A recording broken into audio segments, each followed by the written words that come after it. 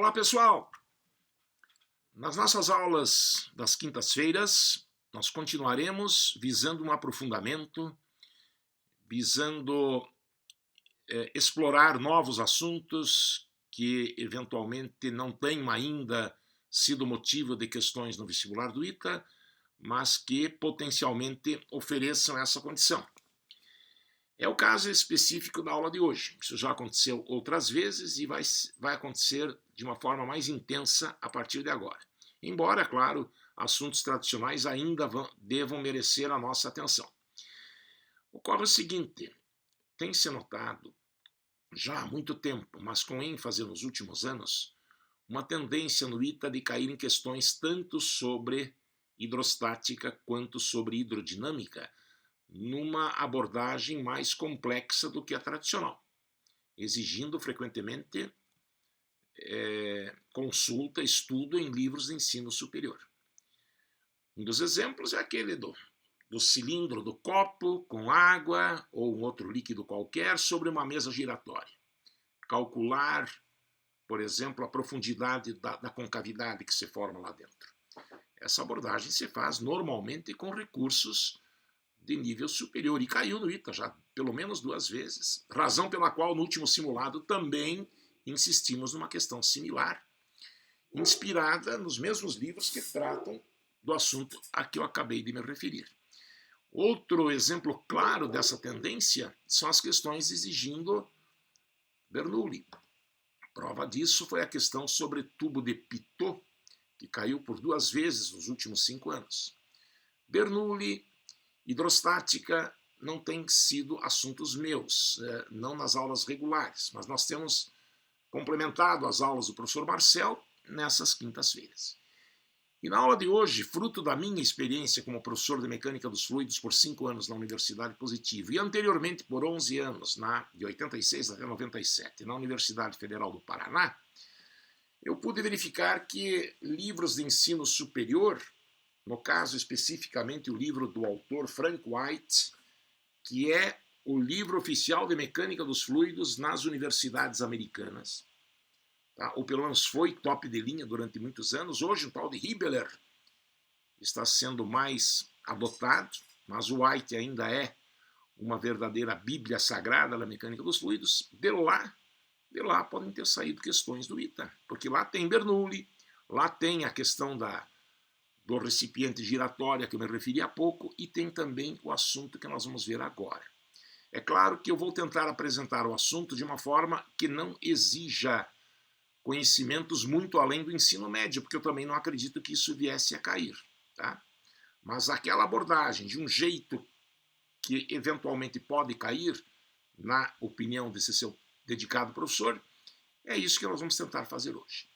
Ondas superficiais é o título do assunto, uma aula que convém antes da aula de Kohn-Demark, que vai ser a aula seguinte, que também já foi assunto de vestibular do ITA, daí não com muita ênfase, né, não com muita repetição, mas já caiu e de repente pode voltar a cair.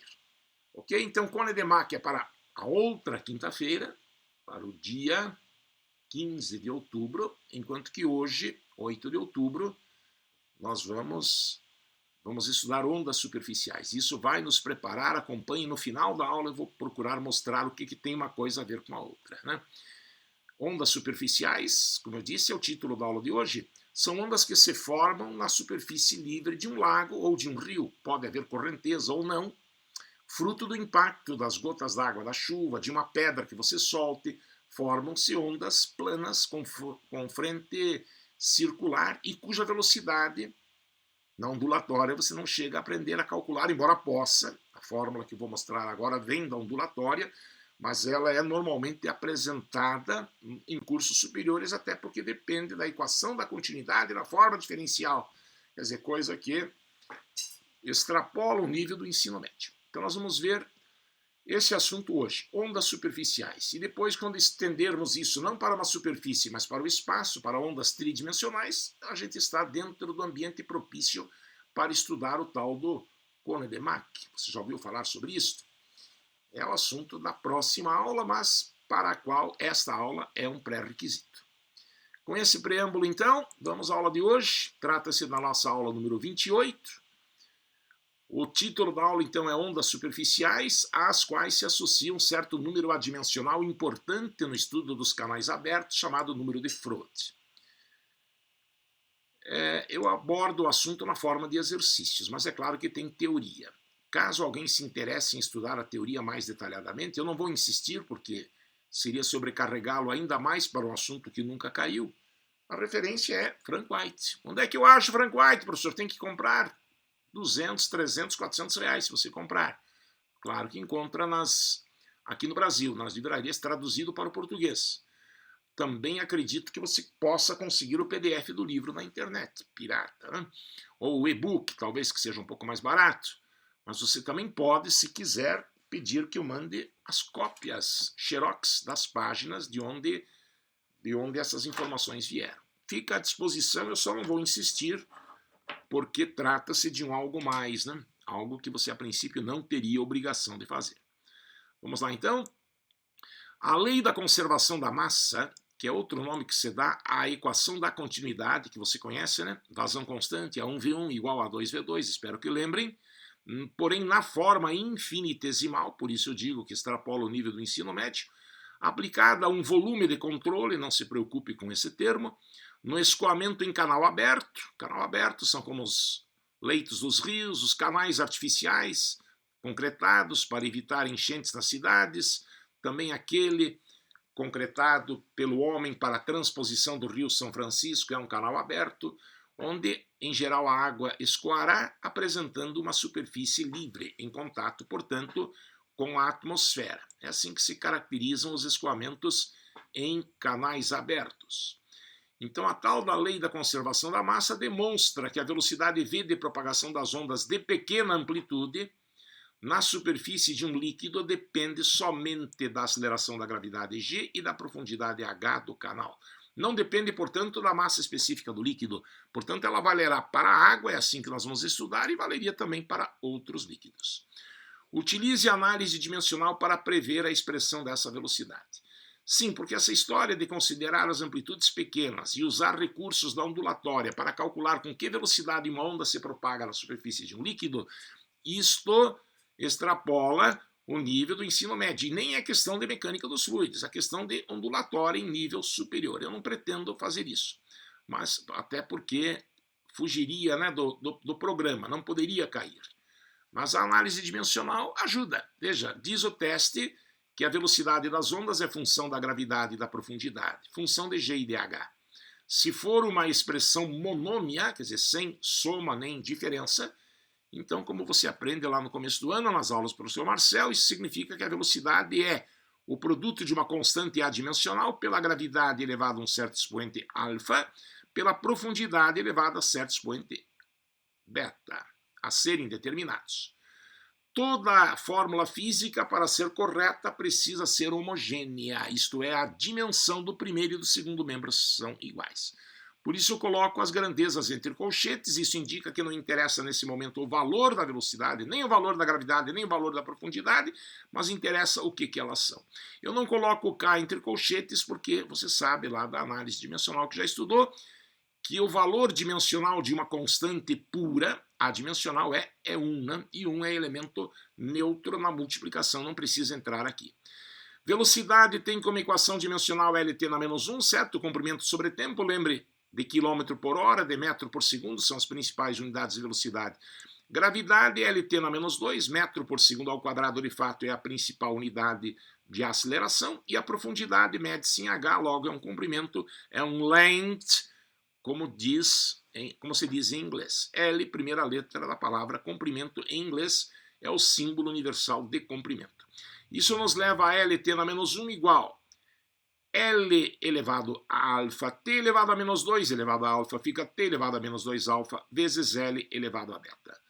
Igualando os expoentes, né? L na alfa vezes L na beta vai dar L na alfa mais beta. Do outro lado, o expoente de L é 1, por isso alfa mais beta igual a 1. Enquanto que o expoente de T do lado direito é menos 2 alfa, do outro lado o expoente de T é menos 1. Há um sisteminha, provavelmente vocês já estão habituados com esse tipo de desdobramento, né? Geralmente cai na prova do ITA na primeira questão. A primeira questão, Marcelo já deve ter falado, quase sempre é de análise dimensional. Daqui você tira então que alfa vale meio, levando na primeira equação, meio mais beta igual a 1, de onde sai beta igual a meio. Por isso a expressão da velocidade da onda superficial que eu estou procurando é V igual a K, G na alfa, então seria G elevado a meio, vezes H elevado a beta, H elevado a meio. Elevar um número a meio é tirar a raiz dele, portanto, raiz de G, raiz de H. E o valor de K, nesse caso, verifica-se que é 1. Essa constante adimensional não é determinável com recursos apenas da análise dimensional. Na mecânica dos fluidos, utilizam-se experimentos, considerações experimentais, empíricas, portanto, ou aqui também é possível descobrir que o K vale 1 recorrendo-se a propriedades das ondas ondulatórias, quando então se leva em consideração o fato das ondas serem de pequena amplitude.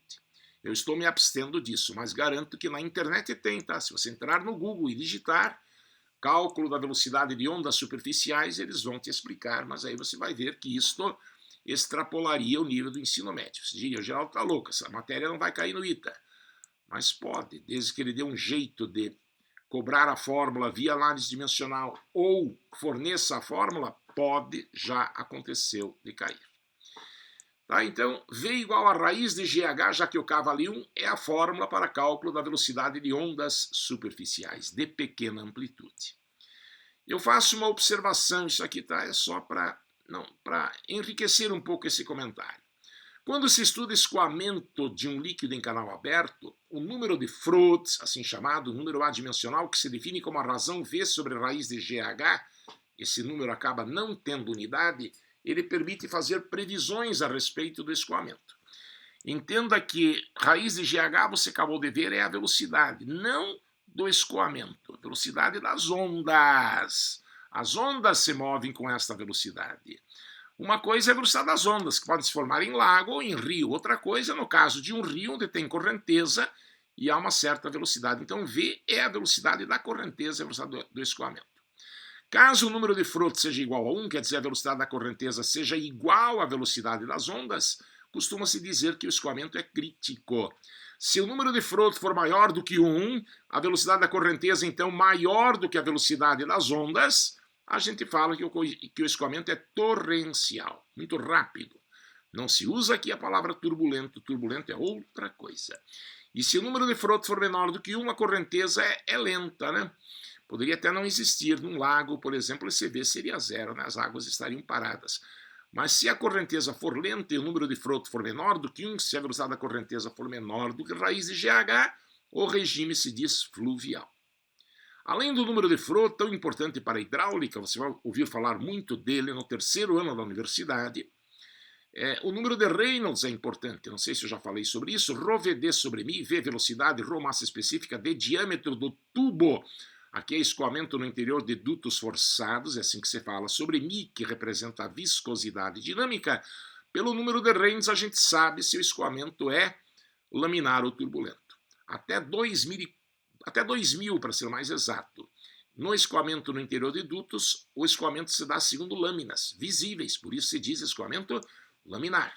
E para Reynolds maior do que 2400, nós temos turbulência. As lâminas se interpenetram, as velocidades passam a ter componentes transversais, existe bagunça. Tá? Então, o número de Reynolds é uma curiosidade apenas, permite classificar os escoamentos como laminar ou turbulento. No vestibular do ITA já se fez referência ao número de Reynolds, com a expressão sendo dada, geralmente numa questão relacionada com análise dimensional. Então é algo mais que a gente está informando.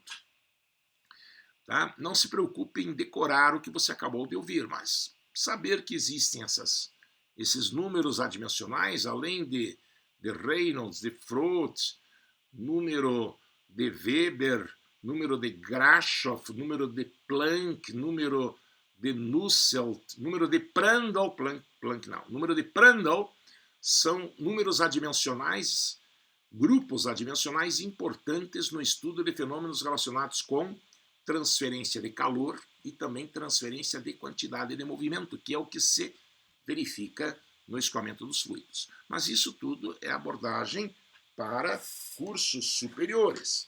É Frank White. Tá? Vocês, eu já percebi, têm muita vontade de estudarem mais, né? E, naturalmente, não estão recebendo muitas orientações de nós no sentido de estudar em matéria de universidade. Seria descabido, não é o meu papel. Tá? Mas está aqui a indicação, né? Se alguém se sente em condições, com vontade, de não prejudicar o ritmo do seu estudo, fica a sugestão. Brevemente, na outra quinta-feira, no dia 22 de outubro, nós vamos ter a aula sobre coeficiente convectivo, daí a transferência de calor baseada no livro do Holman, que é a Bíblia da transferência de calor dos cursos universitários. Tudo isso para tentar adivinhar alguma coisa que ainda não caiu e que pode cair, não se ensina nos outros cursinhos, tá? Isso é coisa nossa, é palpite, porque há indícios de que alguma coisa nesse sentido possa aparecer. Então, continuando, raiz de GH é a expressão da velocidade com que se propagam ondas na superfície de um líquido. O que nós podemos calcular? Que tipo de problemas podem decorrer dessa fórmula? Vem a seguir. Segundo exercício de hoje. Todos eles copiados aí do livro do Frank White. Um terremoto perto da península do Kenai, lá no Alasca, cria uma onda solitária de maré chamada tsunami, que se propaga para o sul pelo Oceano Pacífico. Se a profundidade média do oceano é de 4 km e a massa específica da água do mar é de 1.025 kg por metro cúbico, pouco mais do que 1.000, né, por causa da presença do sal, porque a água pura seria 1.000, né? Calcule quanto tempo após o terremoto ter ocorrido lá no Alasca, o tsunami, essa perturbação nas águas do Oceano Pacífico, chegará em Hilo, no Havaí, que é mais perto do Equador. A distância entre esses dois locais é de 4.480 km. Considere G igual a 9,8. Eu aqui usei 10, né? Será? Não respeitei exatamente o que estava lá, mas como você pede um resultado aproximado, estará tudo bem. O 10 aqui facilitou a minha conta, por isso eu fiz assim. Então, tsunami, isso é uma onda superficial. A fórmula que você acabou de ver, V igual a raiz de GH, vale para isso. A profundidade, então, é de 4 km, média no oceano, 4.000 metros, né? E a distância a ser percorrida pela onda é de 4.480.000 metros, ou 4.480 quilômetros. No movimento de velocidade constante, distância é velocidade vezes tempo, então o tempo será a distância sobre a velocidade. A velocidade é a das ondas, ou do tsunami no caso, raiz de GH, e a distância a ser percorrida pela perturbação é de 4.480.000. Trocamos o G por 10 e não por 9,8, porque de qualquer maneira a resposta teria de ser arredondada. E assim, raiz de 40.000 vale exatamente 200. Se a gente chega a um valor exato, para G igual a 10, né? Supondo que assim seja, de 22.400 segundos. Dividindo por 3.600, 6,3 horas. Então dá tempo, né, de alguém que tenha, de alguma forma, Estados Unidos, com a sua alta avançada tecnologia, detectar que houve esse terremoto lá no Alasca, mais de 6 horas dá tempo de avisar o pessoal lá do Havaí para que se protejam, porque o tsunami, que tanto estrago provocou recentemente em países asiáticos, se não me engano, não cause maiores estragos, ou que as pessoas pelo menos estejam prevenidas. Você imaginava logo um problema de tsunami? Dava a impressão que estava chovendo, eu falei, ou uma pedra largada na água de um rio, formando ondulações. Pois é, mas por que não aplicar para tsunami? Isso é também uma onda superficial. Vamos em frente. Terceiro exercício de hoje.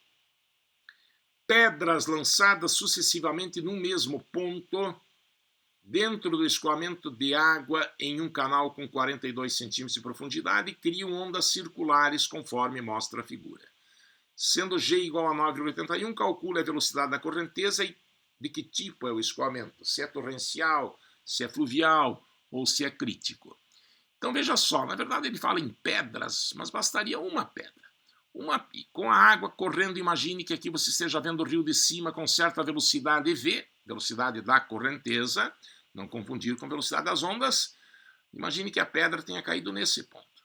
A molécula de água que recebeu esta perturbação continuará em movimento com velocidade da correnteza, e a perturbação vai se afastar radialmente, né, como você sabe, do ponto perturbado. Só que o ponto perturbado está em movimento.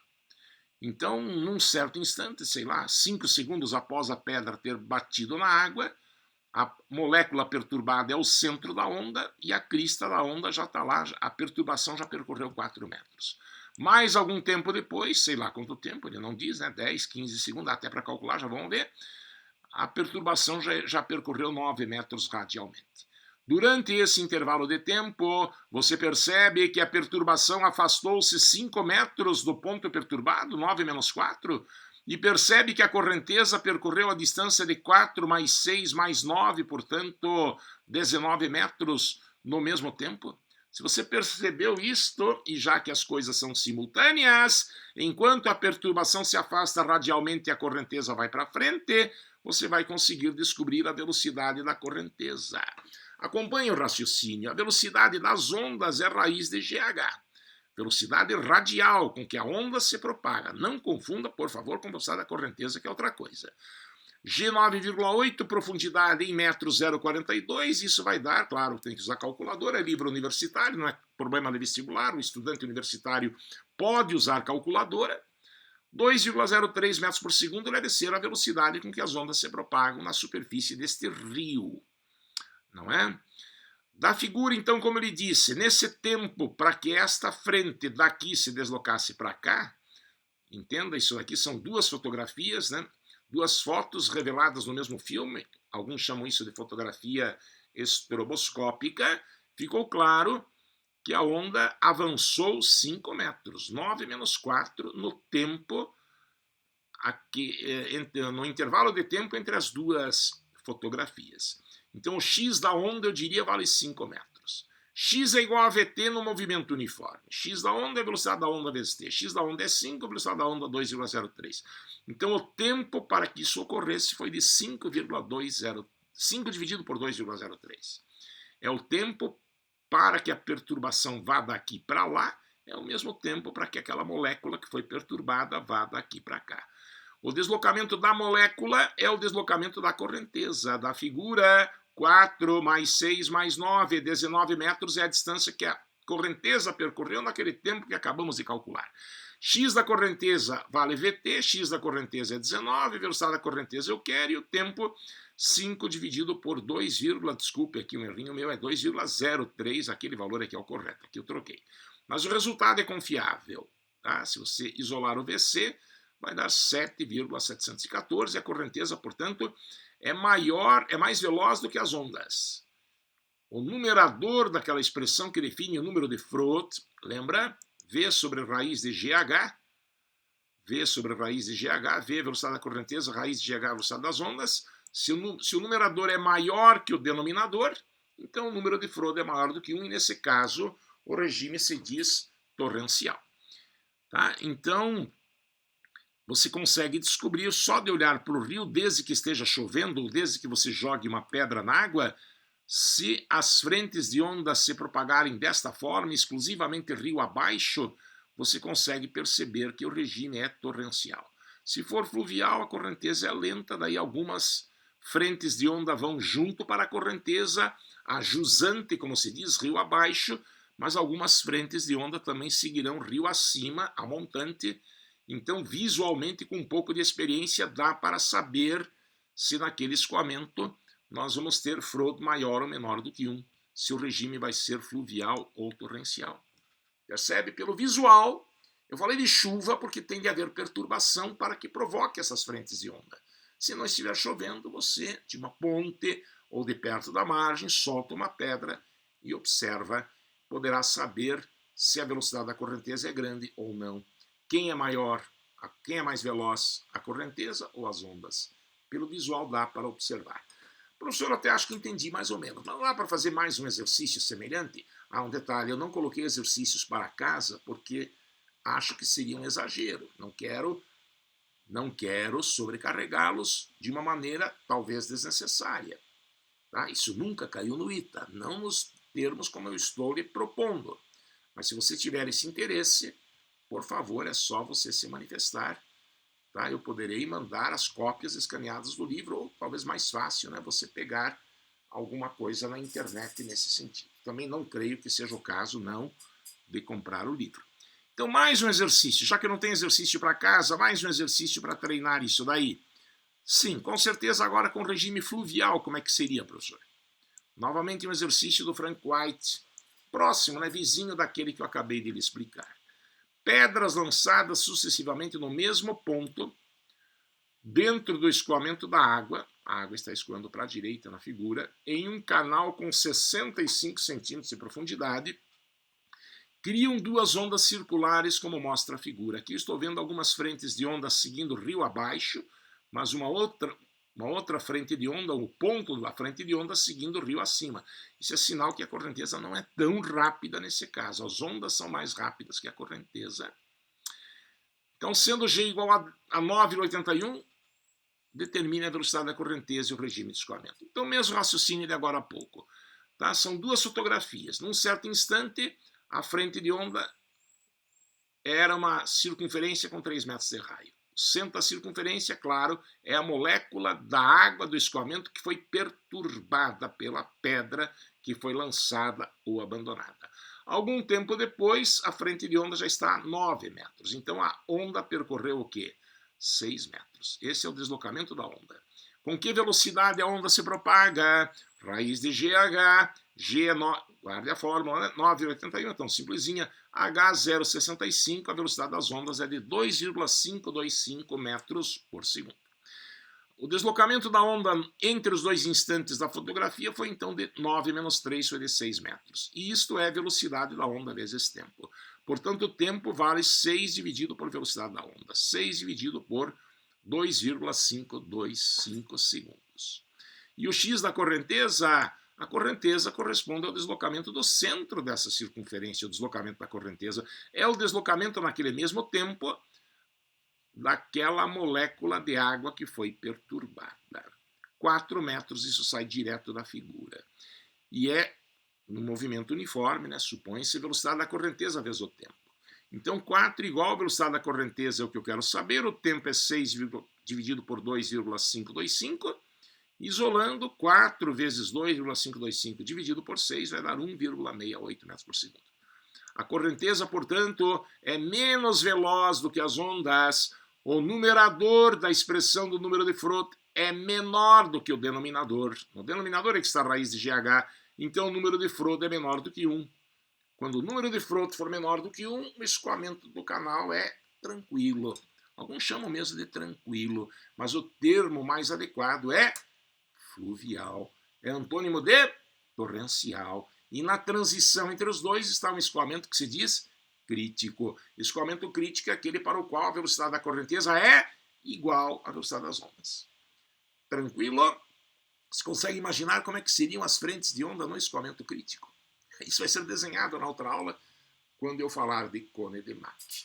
Tá?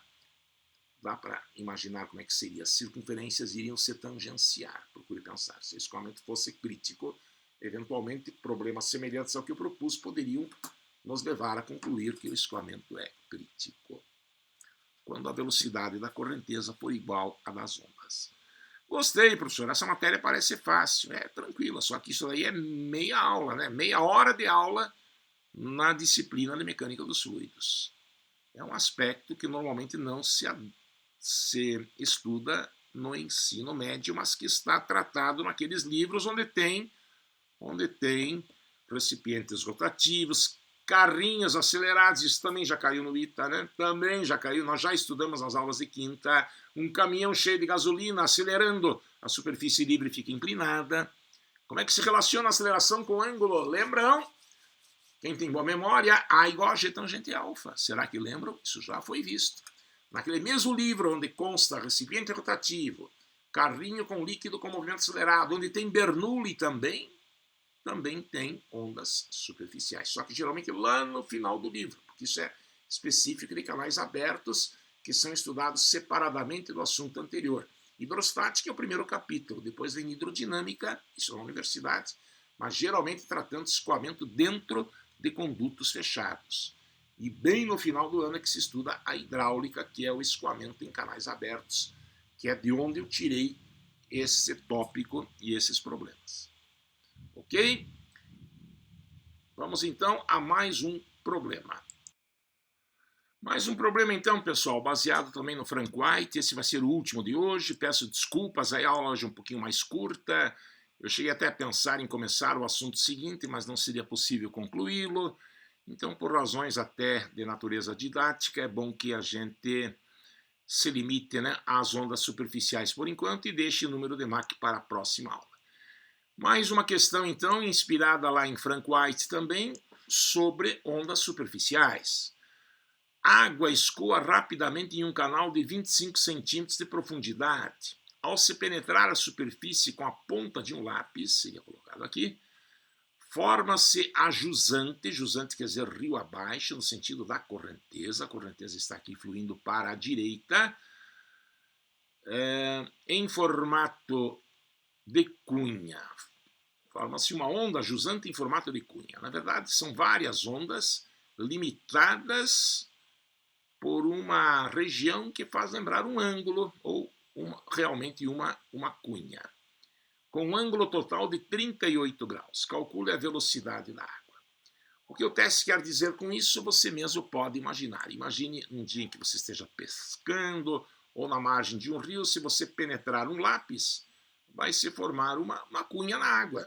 Uma figura com forma de ângulo no interior do qual as ondas poderão ser observadas. É a região da água que é perturbada pela presença do lápis. No restante existe perturbação por causa da correnteza, mas não por causa da introdução do lápis. E se o ângulo total, como ele diz, é de 38 graus, nesse desenho nós identificamos aqui a metade do ângulo.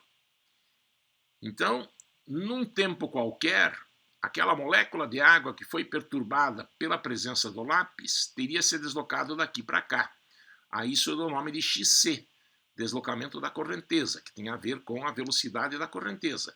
E o deslocamento da perturbação, né, a onda é radial, a ela dou o nome de XO no mesmo intervalo de tempo. No mesmo intervalo de tempo em que a correnteza avançou XC, a onda avançou XO. É daqui que sai essa relação. Seno de 19 graus é XO sobre XC, cateto oposto sobre cateto adjacente. Então, x da onda é velocidade da onda vezes tempo, x da correnteza é Vc vezes t, o tempo seria o mesmo, cancele o t, fica Vo sobre Vc. Então, a velocidade da correnteza vai ser a velocidade da onda dividida pelo seno de 19 graus, passando o Vc para cá e o seno para lá, dividindo. Sendo que a velocidade da onda é calculada, então, como vimos hoje, por raízes de h. O G lá é para ser 9,81, o H 0,25, transformando 25 centímetros em metros, vai dar 1,566. Velocidade da onda 1,566 e o seno de 19 graus, também tirado de uma calculadora ou de uma tabela de funções trigonométricas, 0,3256. Essa conta dá aproximadamente 4,8 metros. Você sabia disso? Fale sério, olhe para mim.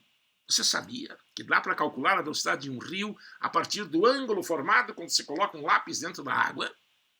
Provavelmente não. Claro que tem ligação. Quanto mais veloz for o rio, né, maior será também este ângulo. Ok? Então, é possível, existe uma ligação entre essas duas coisas. Coisa que talvez você não tenha imaginado. A cada dia a gente está aprendendo. Esse ano em que você finaliza o ensino médio, provavelmente é o ano em que a gente mais aprende, mas na universidade, aula após aula, ano após ano, né, essa é a recompensa que o estudante tem, novos conhecimentos vão sendo agregados ao seu patrimônio intelectual. Aquilo que fica dentro da tua cabeça e que ladrão algum rouba. Professor, no começo da apresentação você falou em cone de Mach, o que é isso? Vou me basear na mesma figura. Imagine que em vez de ser uma molécula de água que foi perturbada por um lápis e que está descendo a correnteza, imagine que seja um avião. Mas um avião supersônico, onde ele emite ondas sonoras, né, barulho. Se o avião estivesse parado, seriam ondas, as frentes de ondas seriam concêntricas. Mas se o avião tiver velocidade maior do que o som, essas ondas vão se formando daí para trás, no caso do avião estar indo para frente. Essas ondas no ar são visíveis, sabe por quê? Porque o som, conforme você aprende nas aulas de acústica, o som se propaga por deformações que o ar sofre. São sucessivas compressões e descompressões. E como o barulho deve ser intenso, ao haver a compressão, ocorre condensação do vapor de água existente na atmosfera. O vapor de água é transparente, você não o vê. Mas a água líquida, quando o vapor condensa, você acaba vendo. Embora também tendo bastante transparência, a água líquida é visível. Então, compressões se formam, fazendo com que o vapor de água presente na atmosfera vire água líquida em algumas regiões, para logo em seguida haver vaporização. Porque os sons são deformações, se propaga através de deformações do ar, originadas por súbitas elevações e posteriores decréscimos de pressão. Então existe condensação do vapor para depois haver vaporização. O fato é que dá para ver essas frentes de onda, onde que a vaporização, a condensação no caso, ocorre. E assim pode-se claramente ver o famoso cone de Mach. Consegue imaginar? Já viu isso em fotografias? Com certeza será o slide de abertura da próxima aula, cone de Mach, onde a teoria estará bem explicadinha e, como de hábito, provavelmente a gente não vai se demorar na teoria, mas logo vamos querer fazer exercícios a respeito disso. Já caiu? Sim, cone de Mach já caiu, mas de uma maneira assim bem sutil, bem discreta. Aliás, no sentido de que foi uma vez só. Foi com ondas eletromagnéticas, nem foi com ondas sonoras, e o tratamento similar ao que se deu na aula de hoje, inclusive. Mas isso tudo é conversa para a próxima aula. Hoje, então, me desculpem, a aula foi um pouquinho mais curta. Prometo novas e fortes emoções para os encontros futuros. Forte abraço, prazer reencontrá-lo por aqui.